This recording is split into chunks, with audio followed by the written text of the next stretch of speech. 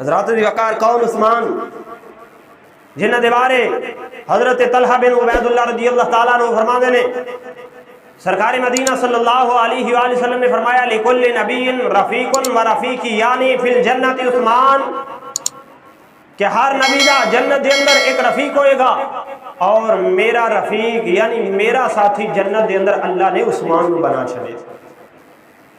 اگلی روایت دے اندر حضرت عبداللہ ابن عباس رضی اللہ تعالیٰ عنہ فرماندے نے کون عثمان جنہ دے بارے سرکار دو عالم صلی اللہ علیہ وسلم نے فرمایا لَيَدْخُلَنَّ بِشَفَاعَةِ عثمان سَبْعُونَ أَلْفًا كُلُّهُمْ قَدْ اسْتَوْجَبُوا النَّارَ الْجَنَّةَ بِغَيْرِ حساب۔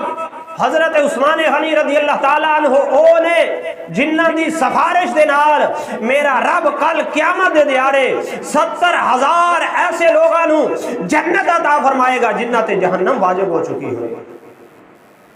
حضرت وقار ہو حضرت عثمان غنی رضی اللہ تعالیٰ عنہ پیکر شرم و حیا رضی اللہ تعالیٰ عنہ آپ دا علم ویکھیا جائے، آپ دی سخاوت ویکھی جائے، آپ دی شرم و حیا ویکھی جائے، آپ دا دین دے نال محبت کرنا، رسول اللہ صلی اللہ علیہ وآلہ وسلم دے نال محبت کرنا، اہل بیت اطہار دے نال محبت کرنا اگر ویکھیا جائے تو وراء الورائے اللہ تبارک و تعالیٰ نے حضرت عثمان غنی رضی اللہ تعالیٰ عنہ نو ہر لحاظ دے نال بہت عرفہ اور اعلیٰ مقام عطا فرمایا۔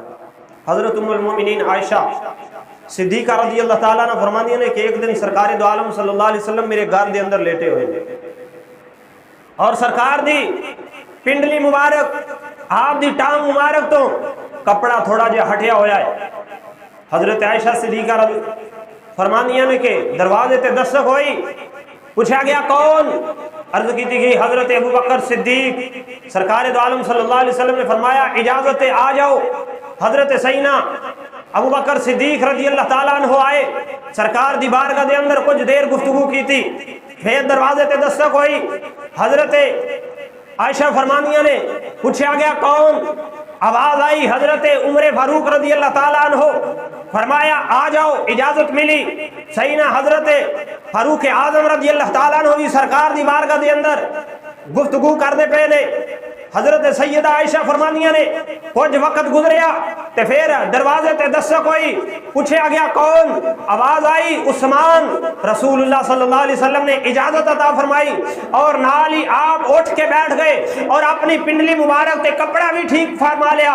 حضرات وقار جدو تین صحابہ کرام رضی اللہ تعالیٰ عنہم سرکار دے نال گفت و شنید کر کے واپس چلے گئے، حضرت عائشہ صدیقہ فرمانیہ نے یا رسول اللہ کی ماجرا ہے؟ فرمایا عائشہ کی ہویا ہے؟ عرض کی تھی یا رسول اللہ میرے باپ ابو بکر آئے، تسی اسی طرح لیٹے رہے، کپڑا بھی اپنا ٹھیک نہیں فرمایا، او آپ دے نال گفتگو کر دے رہے، تسی اسی طرح آرام کر دے رہے، لیٹے رہے۔ حضرت سیدنا فاروق اعظم آئے، تسی اسی طرح لیٹے رہے، لیکن جدو حضرت عثمان غنی رضی اللہ تعالیٰ عنہ آئے تے تسا اٹھ کے بیٹھ گئے ہو اور اپنے کپڑے نو بھی درست فرما لیا ہے۔ وَسَوَّيْتَ ثِيَابَكَ، یا رسول اللہ تسا اپنی پنڈلی نو ڈھک لیا۔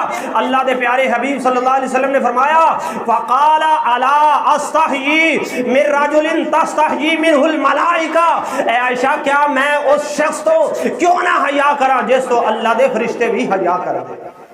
حضرات وقار حضرت عثمان غنی رضی اللہ تعالیٰ عنہ اتنے حیادار سن، اتنے پردہ دار سن کہ آپ فرماندے نے کہ میں اپنی پوری زندگی دے اندر غسل خانے دے اندر جدو غسل کرنے واسطے بھی گیا تے کدی برہنہ ہو کے یعنی اپنے مکمل کپڑے اتار کے تے غسل نہیں کیتا، بلکہ ہمیشہ آپ اپنی چادر بن کے تے پھر اپنے اوپر پانی ڈال کے غسل کر دے گا۔ اتنے شرم و حیا دے پیکر حضرت سیدنا عثمان غنی رضی اللہ تعالیٰ عنہ